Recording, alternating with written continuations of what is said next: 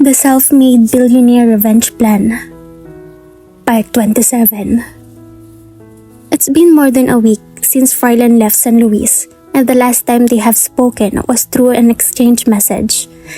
Hinintay ni Reyna ang tawag mula rito, subalit mahigit isang linggo na ito sa Amerika ay hindi pa siya nito tinatawagan.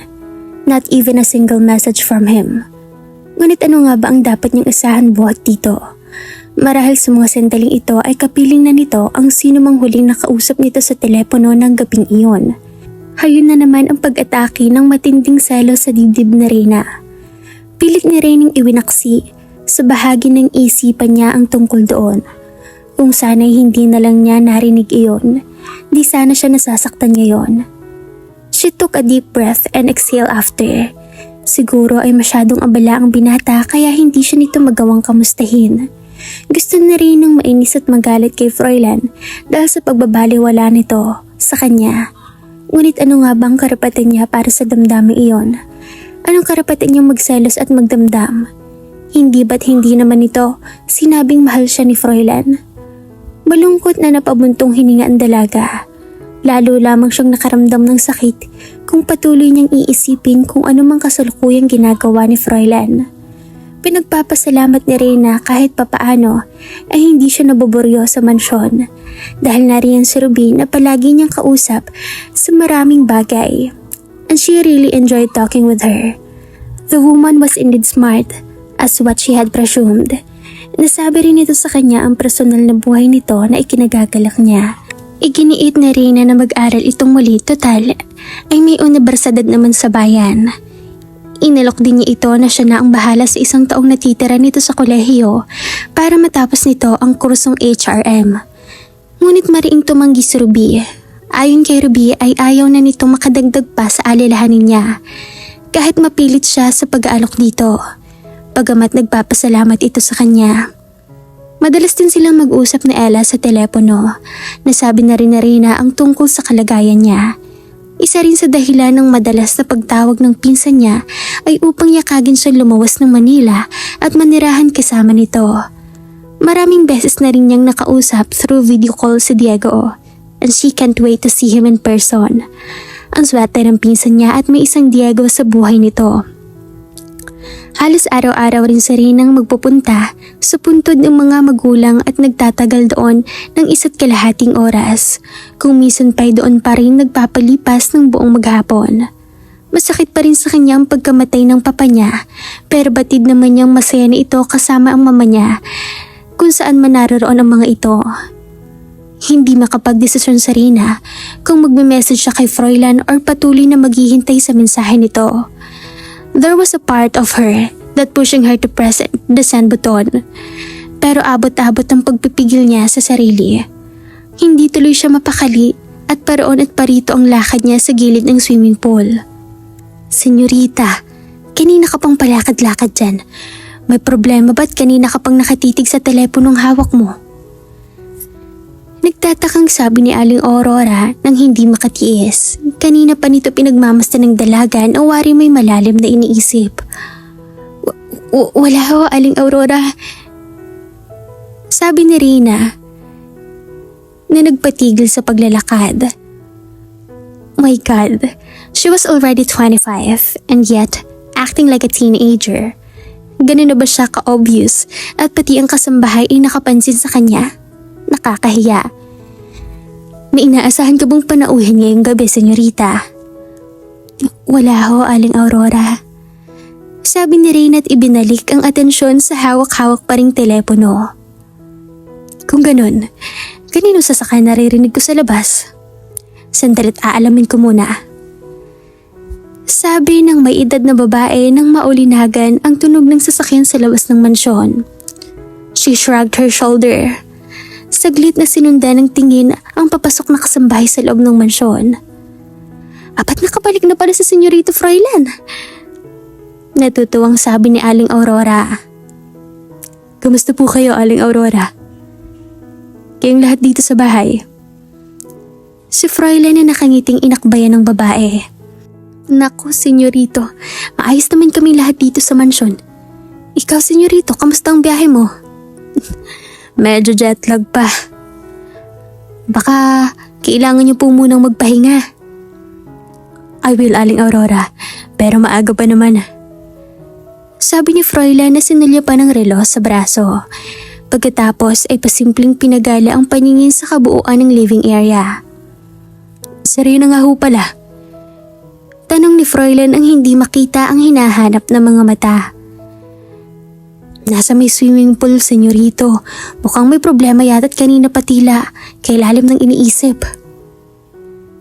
Nagsalubong ang kilay ni Froilan sa tinurang iyon ng babae.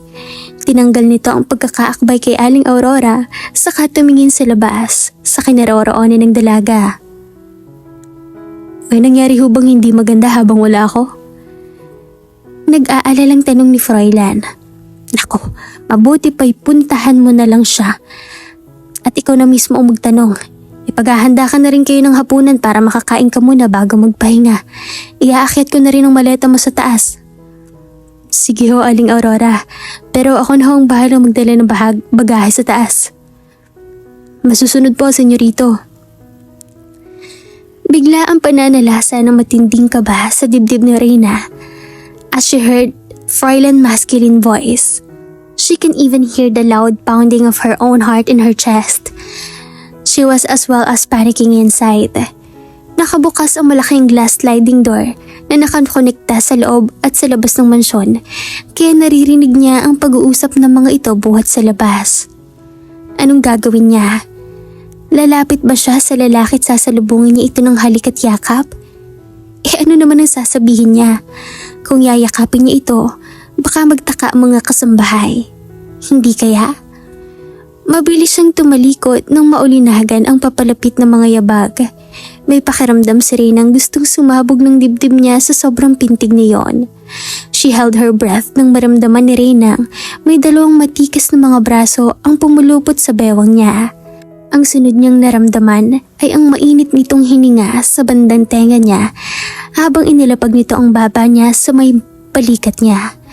Kaagad din niyang naamoy ang pamilyar nitong pabango na humalo sa lalaking amoy ng lalaki. Gusto niyang magpanik dahil pakadatnan sila ng isa sa mga kasambahay sa ganong ayos. But she wondered why she couldn't move her feet, and she liked how Froilan placed his hands around her. She felt protected and safe. I miss you. He said and kissed her. Mabilis na nayo ang balahibo niya sa likod ng simpleng ginawa nito. Froilan, you're back. She stammered. God, of course she knew that he was back. She heard him already. Pero kung bakit bigla niyang natameme ay hindi niya alam. But she knew deep inside her heart that she was absolutely happy that he was there right behind her back, hugging and pressing his body against her. Gustong-gusto na rin na ang init na binubuga ng katawan ni Froilan. I am, sweetheart. Humiwalay ito sa pagkakayakap sa kanya. Sa halip ay umikat ito sa harapan niya. He grabbed her waist and brushed her body against his. Di mo ba ako na-miss? Marahan ni Froilan dinampian ng halik ang mga labi ni Reyna. She opened her mouth to say something, pero naging daan iyon upang tuluyang sakupin ng mga labi ni Froilan ang bibig niya. He kissed her passionately. Mapaghanap at puno ng pananabik ang klase ng mga halik. She moaned in between their kisses. Involuntarily, she raised her hands and placed around his tape, and she gave him the same ferocity. His responses triggered the beast inside him. Biglang naging mapusok ang klase ng paghalik ni Froilan sa mga labi niya. He was kissing her hard. Mas nag-aangkin, mas naghahanap ng higit pa sa ginagawa nito sa kanya. And oh God, ginagagalak niya ang kaalamang she had driven him as far beyond control. Like what he was doing to her. They were both catching breath nang pakawalan ni Froilan ang mga labi niya. Pero hindi nito hinihiwalay ang pagkakadikit ng noo nito sa kanya. Higit ang mga titig nito sa mukha niya. I bet you missed me. I can tell. He smiled at her so handsomely and he claimed her lips once again. I do. Habol pa rin niya ang paghinga ng pakawalan ni Froilan ng pag-atake sa mga labi niya. She She missed him so much that she couldn't get a good sleep at night thinking of him. Hinahanap-hanap niya ang mga yakap ni Froilan at higit sa lahat, ang pananabik niya sa mga halik nito. At kung tama ang nasa isip niya ay nakikita niya ang matinding pagnanasa sa kislap ng mga mata ni Froilan. May gumugulo sa isip mo, sabi ni Aling Aurora. Ano yun? Tanong ni Froilan nang bumalik sa normal na paghinga. Ha? May naalala lang ako. Diyos ko, bakit pa siya nabubulol ngayon? It was a lie. Alam niya yon. Pero hindi niya pwedeng ipagtapat dito na ang lalaking ito mismo ang gumugulo sa diwa niya. Because it would be an embarrassment at baka pagtawanan lamang siya nito. Kamusta nga palang business trip mo? Baka gusto mo muna magpahinga. She felt silly. Inulit lamang niya ang sinabi rito ni Aling Aurora. I would rather be with you than rest alone up. Muli ay pinang-abot ito ang mga labi nila na kaagad din naman niyang tinugon. Malakas tumikhim si Nanay Dolores mula sa likod ni Froilan. Naging dahilan iyon upang bigla na rin ang maitulak palayo mula sa kanya si Froilan. Nakahanda na ang hapunan. Sabi ng yaya niya, pinaglipat-lipat ang mga mata sa kanilang dalawa. Si Reyna hindi makatingin ng diretso sa matandang babae. Hindi niya gustong salubungin ang nagtatanong mga titig nito. Tamang-tama, Nanay Dolores, at gutom na ako. Si Froilan na hinihimas-himas ang tiyan. But his eyes were locked on hers nang sabihin iyon. Tila ba nagugutom ito sa ibang bagay at sa ibang paraan. O siya, sige, sumunod na kayo at kaagad na makakain na kayo. Wika ni Aling Dolores bago umalis. Nakakahawang pagmasdan ng kaganahan sa pagkain ng lalaki kung kaya't maging siya ay napaparami ng kain. Hindi rin siya makahindi dahil paniinlagay ni Froilan ng pagkain sa pinggan niya. Kulang na lang ay subuan siya nitong muli hanggang sa maubos niya ang laman ng plato niya. Si Nanay Dolores ay tahimik na nakamasid sa dalawa. Pilit na itinatago ang mga ngiti. Niyaya siyang maglakad-lakad ni Froilan sa labas ng mansyon. Pagkatapos nilang maghapunan para mabilis silang matunawan bago matulog.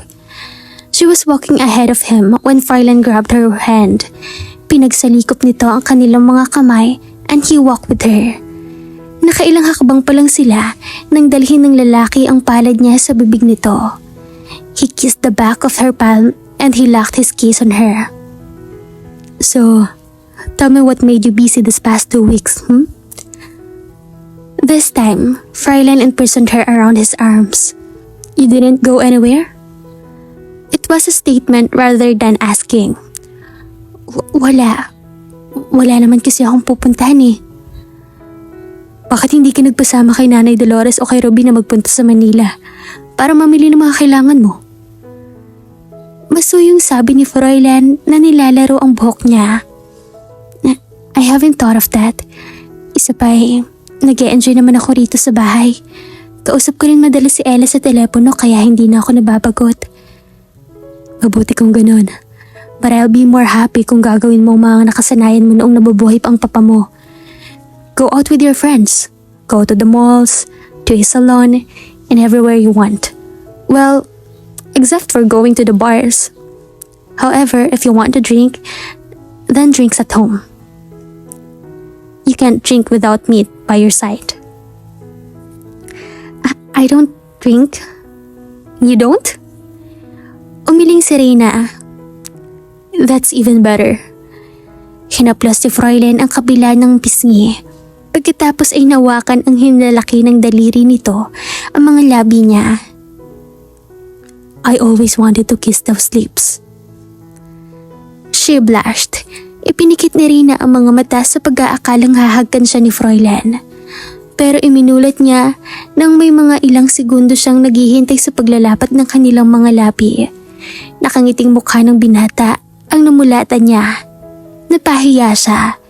Ganun na ba siya naghahangad na mahalikan ng binata? Nakakahiya. I think we should... Nabitin sa ere ang nais niyang sambitin ng takpan ng mga labi ni Froilan ng bibig niya. Siniil siya nito ng halik At katulad ng madalas nangyayari sa kanya, nanlalambot ang katawan niyang napayakap sa dibdib nito.